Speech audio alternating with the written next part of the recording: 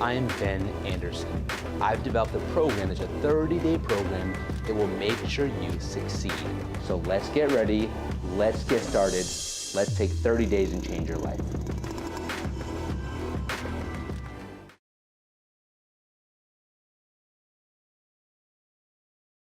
Welcome back. It's week 3 of our Revolution course, Revolutionizing Your Business. The first week was about building a business properly and building a business plan. Week 2 was about being profitable. Now, let's unlock the potential of you being a CEO. What is it and what should we do? It's your Chief Executive Officer, the highest level on your team. You are independent. You are the chief. Now let's act like it. It starts with effort, giving maximum effort all day long and making sure you leave nothing behind at the end of the day. Leading by example. You must learn to delegate. Too often, talking to thousands of loan officers, I realize we lack the ability to delegate. No matter if you're in North Carolina, you're in Florida, it seems to me people always get too involved in their files. They don't get down to delegating who does what and how they do it.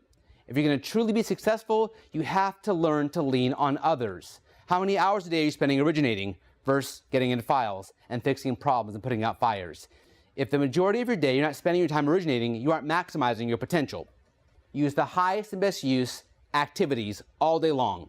As you're delegating to your number 2 and to your processors and to your marketing staff, you must make sure they also follow your lead and that they're using their highest and best use capabilities. For example, my senior processor, I don't want them jumping back and ordering VOEs. I don't want them ordering insurances.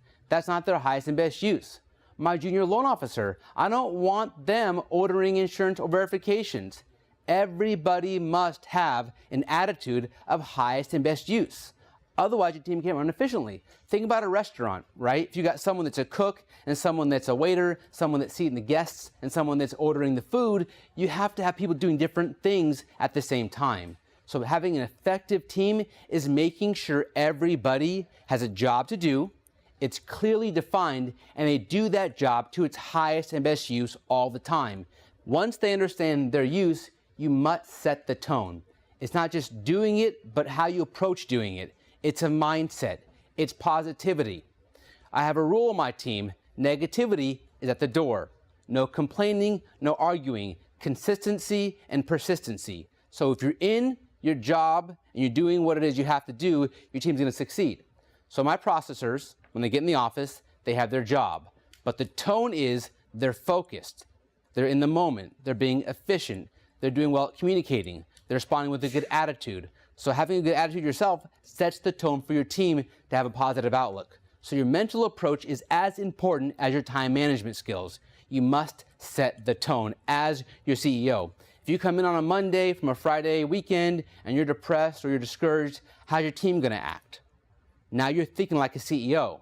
Just imagine that your employees are like your children. They follow what you do. If you're out early, they're out early. If you're on long lunches, they're on long lunches. If you work hard, they're going to work hard. So set the tone by being in early, staying late, and making sure it's a positive work environment that's healthy. No arguing, no complaining, positivity all the time. Once you have delegated, your team knows highest and best use, and you've set the tone, now it's time to make sure that you have your team properly structured. And my team can handle about 20 to 30 loans per team. I set it up very strategically. A junior loan officer that takes the calls, inputs the applications, an ops assistant that helps the junior LO and the senior processor with the remedial tasks of the day, and your senior processor's job is to submit files all day long. Now, if my senior processors submitting files is missing an insurance, don't call and train them not to call themselves. That goes back to the junior processor. Even if they can do it, it's not in their highest and best use.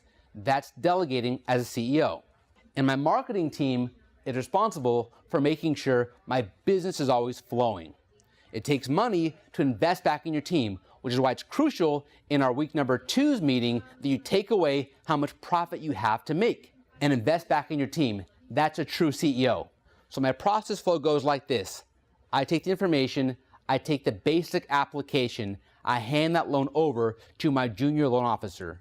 They're responsible for either finishing the application or following up with the client on the steps we need to get the loan submitted in. It's not in my best use to chase down conditions. I'm the rainmaker. I must be on the phone or out at clients' meetings to get new business every single day.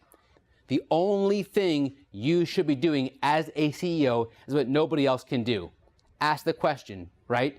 Can you put the loan in? Yes, but that's not your best use. Your best use is running the business. Let's summarize it again. What is a CEO and what should they do and how do they do it? They lead with effort, delegation, highest and best use activities. They set the tone and they run a smart team by making sure everyone stays in their lane every single day. Now we're building a business. It should feel good. That's week 3. Let's keep working hard. Go out there and crush it.